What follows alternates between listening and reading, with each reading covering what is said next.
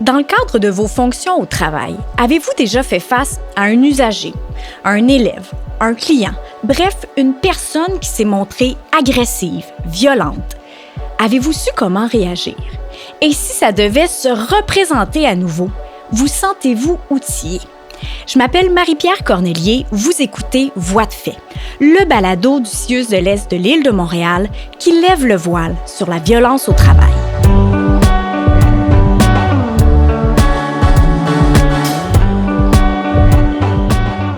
Dans cet épisode, on passe en mode stratégie de prévention avec nos invités. Bonjour! Bonjour! Je vais prendre la peine de vous présenter. Karine Wilson, tu as été préposée aux bénéficiaires pendant plus de 20 ans en CHSLD. Et dans les dernières années, tu t'es spécialisée en formation de prévention de la violence, même que tu as créé du contenu spécifique pour de nouvelles formations. On va en parler un peu plus tard dans l'épisode. Et tu es en compagnie de ton éternel acolyte, Guillaume Després-Imbeau. Merci d'être là. Ça fait plaisir. Guillaume, tu es un policier de formation. Tu es maintenant chef de service en sécurité dans les centres hospitaliers du CIUS de l'Est et tu es partenaire de Karine pour la création du contenu de ces fameuses formations-là et même que tu en es formateur, n'est-ce pas? Oui, exactement. Est-ce qu'on peut vraiment prévenir la violence? Et en fait, est-ce qu'on peut vraiment toujours la prévenir, cette violence? C'est sûr que le risque zéro n'existe pas. Par contre, il y a tout le temps des outils qui peuvent être mis à notre disposition justement pour s'assurer un environnement plus sécuritaire ou du moins agir avec une certaine sécurité, autrement dit. Parce que il y a parfois, tu sais, la violence, parfois, c'est peut-être une escalade de comportement. On peut la prévoir, on peut la voir venir. Des fois aussi, c'est subi, puis tu réagis sur le coup, là. Bien, c'est que dans le fond, il va falloir apprendre et à développer d'être des fins connaisseurs des signes précurseurs. Donc, d'être beaucoup dans le non-verbal de la personne, analyser le non-verbal de la personne pour voir si, justement, il n'y aurait pas des petits signaux qui nous donneraient le signal que, oups, là, on tombe dans un autre niveau, si on veut. Autrement dit, il faut demeurer alerte. Il faut essayer d'éviter d'entrer dans une routine, puis ça fait 10 ans que je fais ça, il n'est jamais rien arrivé. Non, au contraire, c'est le fun des fois à la limite, excusez peut-être du terme, challenger, pour justement dire, OK, bon, aujourd'hui, pour arriver telle situation, est-ce que mon environnement est sécuritaire? Est-ce que le point de sortie le plus proche, il est où, etc. Donc, c'est bien des fois de justement se remettre en question puis de voir qu'est-ce qui nous entoure puis de s'assurer qu'on travaille dans un environnement sain et sécuritaire. Donc, on a un rôle à jouer comme employé, peu importe notre travail. Mais pourriez-vous nous donner un peu des outils de base qui devraient se retrouver dans un milieu de travail, peu importe soit-il, pour qu'on soit en mode prévention? C'est quoi les ingrédients de base? On est souvent en proximité avec les gens, on rentre dans la bulle des gens, on la connaît pas nécessairement. C'est de maintenir peut-être une distance face aux gens, de justement d'être capable de voir l'intégralité de la personne. Mais le fait d'avoir une certaine distance peut faire toute la différence chez quelqu'un qui se désorganise. Que peu importe le type d'emploi, peu importe où on va être, même dans notre vie au quotidien, de faire attention à la proximité qu'on va avoir avec la personne en face de nous. Et peu importe aussi le type de désorganisation, tu sais, dans le sens de la violence, c'est pas juste un acte en soi violent, c'est pas juste de la violence physique, c'est verbal, c'est du harcèlement, c'est de l'intimidation. Donc, tout ça, ça fait partie aussi de prévenir tous ces gestes-là. Je veux qu'on parle de la formation que vous avez créée. En fait, c'est plus qu'une parce qu'elle est adaptée à différents secteurs du milieu de la santé. Mais cette formation-là, ces formations-là ont été inspirées de quelque chose qui existe déjà depuis 1998, c'est la formation Oméga. Là, c'est clair que la grande majorité des gens qui nous écoutent ne savent peut-être pas c'est quoi la formation Oméga. Donc, pour le bien de tous, je vais la rappeler. C'est une formation qui est donnée pour les travailleurs de la santé afin de faire face aux situations d'agressivité et d'assurer leur propre sécurité. Je vous l'ai dit, ça fait quand même plusieurs années que ça existe. C'est donné autant dans le milieu privé que public. Ça a été créé par l'ASTAS, l'ASTAS étant l'Association paritaire pour la santé et la sécurité du travail du secteur affaires sociales. Ouf! Alors Alors, ceci étant dit, il y a cette formation-là qui existait, Omega, pour prévenir justement la violence, pour assurer notre sécurité comme travailleurs. Vous, à partir de là, qu'est-ce que vous avez fait? Bien, dans le fond, le mandat premier nous a été demandé de faire ça, une formation conviviale, du moins, qui toucherait tout le monde, qui serait adaptée à notre réalité. À notre réalité, effectivement, et à la réalité de notre CIUS, puisqu'on travaille dans le milieu de la santé, qui, avec une facilité puis une rétention d'informations, donc, pour que, justement, en sortant de la formation, tu te dis, comment je vais pouvoir l'appliquer dans mon travail au quotidien? Donc, on a travaillé fort là-dessus, Guillaume et moi, et d'autres partenaires aussi. On n'était pas juste toutes les deux. Non.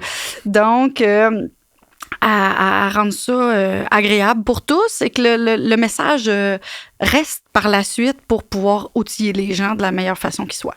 Et quel est ce message? Qu'est-ce qu'on doit retenir de votre formation, autant pour les travailleurs de la santé, mais pour tout type de milieu au travail, avec qui on côtoie une clientèle? Bien, moi, je serais porté à dire, je dirais que dans les dernières années, on manque de personnel, c'est à un rythme effréné, on n'arrête pas, on court d'un bord et de l'autre. Ce qu'on oublie souvent, c'est de prendre le temps. À chaque intervention ou à chaque personne, ça serait de prendre le temps.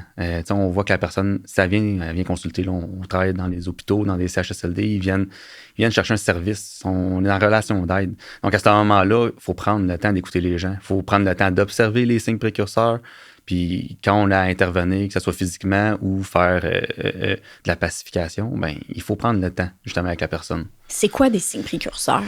Ça peut être autant quelqu'un qui serre les poings, qui va lever le ton, qui va avoir une respiration, qui va avoir une respiration haletante. Il va avoir les veines qui vont sortir dans le front. Il va avoir de la sueur, une sudation, je pourrais dire, plus excessive, une répétition des demandes. Bref, c'est des signes qu'on peut tous et chacun remarquer. On a tous et chacun déjà vu quelqu'un en colère. C'est à peu près ça, des signes généraux. Parce que cette formation-là, elle est adaptée dans les différents secteurs. Là, on va en nommer CLSC, CHSLD, urgence, des unités de soins, même dans le volet communautaire aussi, vous l'adaptez. Donc, on va faire comme deux cas de figure complètement opposés. Dans votre formation, qu'est-ce que j'apprends qu'est-ce que j'ai comme outil lorsque je fais face, par exemple, je dis n'importe quoi, je suis au triage à l'urgence et là, je suis avec quelqu'un qui perd patience, qui commence à être tanné, qui commence peut-être à m'insulter, à être impoli. Vous voyez le genre. Donc, on n'est pas dans quelque chose de physique, on est dans quelque chose de verbal. En quoi... Et ça peut être un cas de figure que tu sois commis dans un magasin, que tu sois professeur, puis ton élève te challenge, je reprends tantôt ton anglicisme. Qu'est-ce que j'apprends dans votre formation qui va m'aider à gérer cette situation-là? Bien, tout d'abord, je pense qu'on va apprendre à communiquer avec la personne qui est devant nous. On va aller chercher l'émotion derrière le comportement qui va nous amener à entrer en contact avec cette personne. Je ne sais pas si le principe de dire « je suis disponible pour toi » pour te permettre de verbaliser ton mal-être. Et par la suite, si ça continue à escalader, ben la formation propose d'autres outils. Mais à la base, c'est qu'on va maximiser sur la communication avec la personne parce que clairement, la personne qui est désorganisée a un message à passer. Alors, c'est à nous, aux intervenants, d'aller chercher le message derrière cette émotion-là. Et mon autre cas de figure, peut-être dans un autre extrême, entre autres, quand on travaille dans le milieu de la santé, on a affaire parfois avec une clientèle qui a une difficulté à s'exprimer. On a des gens en déficience intellectuelle, troubles du spectre de l'autisme, des troubles graves du comportement. Là, je suis plus dans des unités, par exemple, en psychiatrie.